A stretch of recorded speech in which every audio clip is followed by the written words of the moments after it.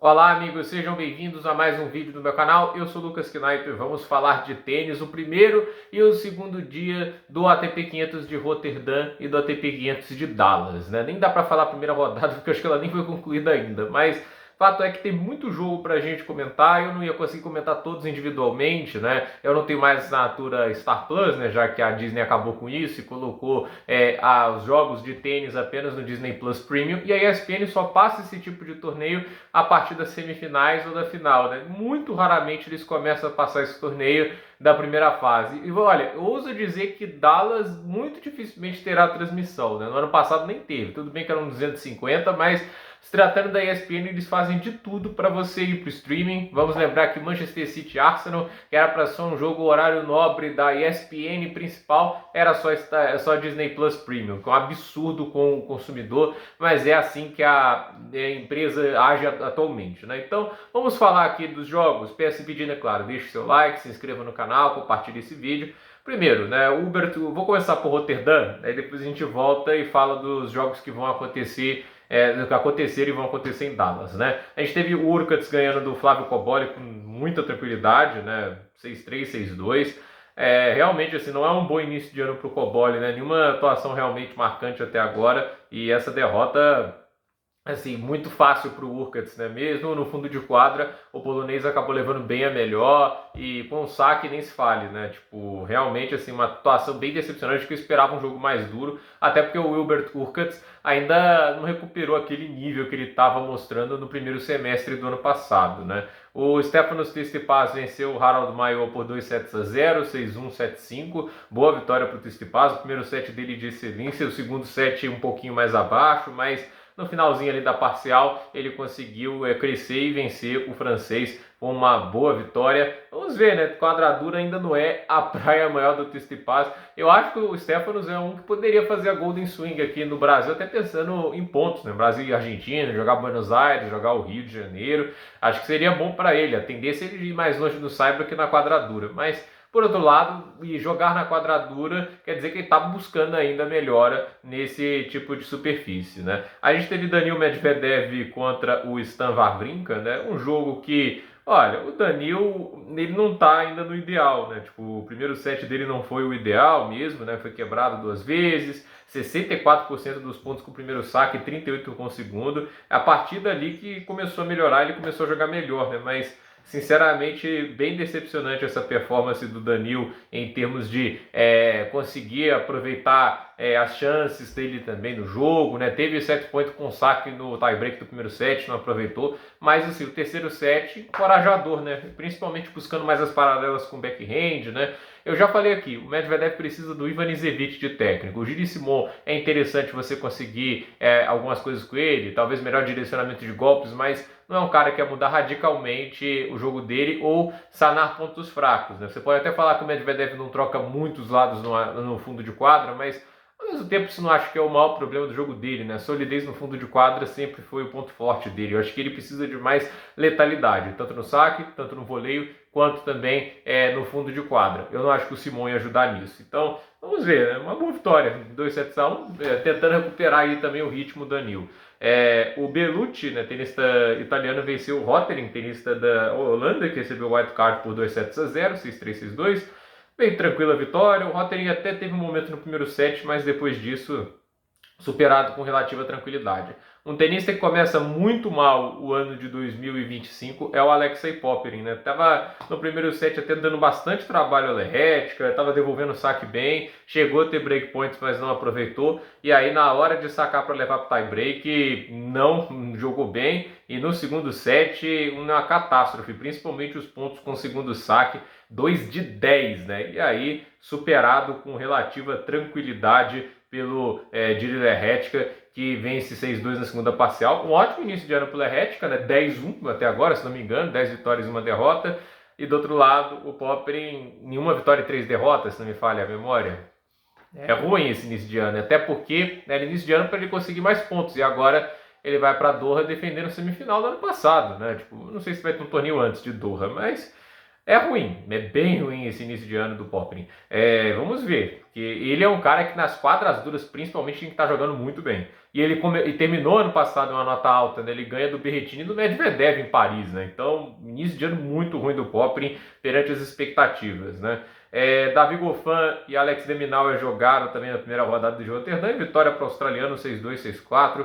Bem ali o de Minaur, conseguindo ali um bom resultado que vai aí colocando ele, obviamente, mais longe no torneio e, obviamente, com o nível de tênis que ele é capaz de jogar, ele ganha um ritmo legal contra o Goffin, enfrentando, inclusive, jogadores de perfil muito semelhante, né? O Ymer na Copa Davis e agora o Goffin. Acho que ritmo no fundo de quadra não vai faltar para o de Minaur, né? Mas eu acho que ele é um dos postulantes ao título nesse torneio. Eu ficaria de olho no Alex de Minaur, que ele é bem perigoso, ainda mais quando está jogando de maneira confiante, né? O Jakub Menzik ganhou do Alexander Bublik por 2-0, 6-4, 6-4. Boa vitória para o tenista tcheco. É um nome para ficar de olho esse ano. E o Bublik, misericórdia, né? Eu não me lembro da última vez que o Bublik venceu um jogo, sério mesmo.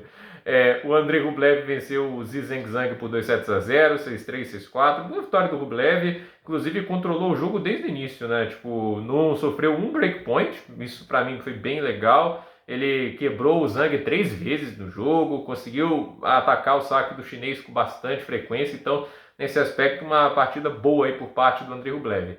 O Pedro Martins venceu o Roberto Bautista Agut por 2-0, 6-3, 6-2. O Martins está melhorando em quadras duras e a idade também está alcançando o nosso amigo Roberto Bautista Agut, né? É difícil vencer o declínio físico que o tempo impõe. O Alcaraz passou dificuldades contra o Van de Zandschulp, teve que salvar set point na primeira parcial que durou 1h04, venceu 7-6, depois 6-3 para o Van de Zandschulp, mas na última parcial melhora o Carlos Alcaraz para conseguir um 6-1, mas lembrando que ele teve que salvar breakpoint logo no primeiro game. Imagina se ele é quebrado logo de cara, né? Seria terrível aí para o Carlos Alcaraz. O Roger Rune venceu o Lorenzo Sonego por 2-0, 7-6, 6-4. Boa vitória para o Rune, um jogo de altíssimo nível dos dois. Esse jogo foi bem divertido de acompanhar. E vamos ver, né? O dinamarquês é talentoso pra caramba. Uma pena que não usa seu repertório da maneira mais adequada. O Arthur Fils venceu o Lestienne por 2-1, perdeu o primeiro set 7-6 e depois fez 6-2, 6-1, né? Fisicamente sobrou e, obviamente, começou a fazer os ajustes de maneira mais adequada. A gente teve o Altmaier vencendo o Kovacevic por 2-1, 1-6, 6-4, 6-3. Resultado um pouco surpreendente pela maneira que ele foi desenhado, mas boa vitória para o tenista alemão. Neste momento está tendo um jogo entre Jan-Lennart Struff e Fabian Marozsan. 4-2 para o Marozsan no momento e saque para o húngaro. E aí vai ter Kovacevic e Perricard. Na verdade não, o Perricard desistiu, né? Porque aqui que não apontou, né? Porque está ainda dado como uma partida que vai acontecer. Uma pena, o Perricard era um cara que eu queria ver no torneio, né? O Vavassori vai enfrentar o Aliassime daqui a pouco. Acho que deve ser, inclusive, nesses momentos, porque acho que deve ser o jogo pós, né? Altmaier com Vacevic. Na verdade, não, acho que é pós Struff e Marozsan. Tem que ver, né? Berrettini e Griekspoor também se enfrentam hoje. E já tem jogos de segunda rodada, né? O Belucci contra o Medvedev e o Lehetka contra o Urkats. Então, são jogos bem interessantes que acontecem aí para o Rotterdam. E já tem confirmado para amanhã Fils e Altmaier, Jakub Menzik e Alex de Minaur, que jogaço, né? E Pedro Martins e Roger Rune, né? Então, assim, esse é o torneio de Rotterdam. E a gente vai ver aqui também o torneio de Dallas. Em Dallas, a gente teve o Alejandro Davidovich Fokina vencendo o Brandon Holt por 2-0, 6-1, 7-5. Boa vitória para o Fokina, que assim, veio de um Australian Open muito positivo, né? Tipo assim, óbvio, tirando obviamente aquele resultado contra o Tommy Paul, mas aí é muito fruto do cansaço que ele teve em superar adversários como o Aliassime e o Jakub Menzik, né? Foi um torneio muito positivo até para quem não teve um bom 2024. Então, vamos ver, começa bem em Dallas. E a gente teve o Matteo Arnaldi ganhando do Christopher Eubanks, 6-3, 6-4. O Eubanks teve aquele ano de 2023, chegou a aparecer no top 30 e sumiu, né? Tipo, não, depois daquela eliminação para o Medvedev e o Wimbledon, não me lembro de um torneio de destaque do Eubanks, né? Acho que aquele jogo machucou muito ele, né? Porque assim, ele levou um dos melhores daquele momento, né? O Medvedev naquele ponto da temporada era o número 2 do ano, alguma coisa assim. E assim, ele levou o Medvedev a 5 sets em Wimbledon, mas é aquele negócio, né? Ele teve a chance de resolver no 4-7, não conseguiu e levou aquele 6-1 no quinto. E é frustrante, né? Quando você tá próximo de vencer um cara tão notável e não consegue, né? O Rick de Cata venceu o Adriano Manarino por 2-0, 7-5, 6-3. Detalhe que o Manarino já saiu do top 100, 107 do mundo, né? O 2024 dele foi ruim a esse ponto. Ele começou como cabeça de chave e terminou fora do top 100. O Francis Tiafoe venceu o Taro Daniel por 2-1, 6-1, 3-6, 6-4. É um resultado aí positivo para o Tiafoe, mas ainda assim mais difícil do que deveria. Esse segundo set que ele perde aquelas desligadas de jogo que o Tiafoe dá rotineiramente, né? Não é uma coisa que, tipo assim, vamos dizer, acontece de vez em quando. O tempo todo o Tiafoe tem essas oscilações, né? Ethan Quinn, tenista jovem americano que veio do qualificatório, venceu o Svajda, que veio de convite aos quase 669 do mundo, 6-4, 6-2 para o jovem americano. Tommy Paul venceu Jason Brooksby por 2-1. Brooksby aproveitando essa gira americana pelos convites, né? Ele que ficou de fora do tênis por 18 meses, suspensão, acho que faltou exames de doping, né? E assim, até que jogou bem o Brooksby, deu um trabalho grande, 2 horas e 39 para o Paul vencer o compatriota, 6-7, 6-3, 6-4, então grande vitória para Tommy Paul. Cameron Norrie venceu Alex Michelsen por 2-1. Será que o Cameron Norrie está voltando? Perdeu o primeiro set 6-2, mas depois disso 7-6, 6-1. Detalhe para esse terceiro set do Norrie, né? Um dos melhores que ele jogou em muito tempo, né? O Ben Shelton venceu o Alexander Vukic por 2-0, duplo 6-3. Baita atuação do Shelton, inclusive, né? Ganhando 90% dos pontos com o primeiro saque. Ganhou 2/3 dos pontos de devolução no segundo saque do Vukic. Então, assim, jogou muito bem, não encarou um breakpoint. Então, baita atuação por parte aí do Ben Shelton. E o Ruud, que ia enfrentar o Giron, acabou enfrentando o Duckworth e teve trabalho, 2 horas e 11 para vencer o australiano por 2-7-1, 7-5, 4-6, 6-2. Então, boa vitória para Casper Ruud.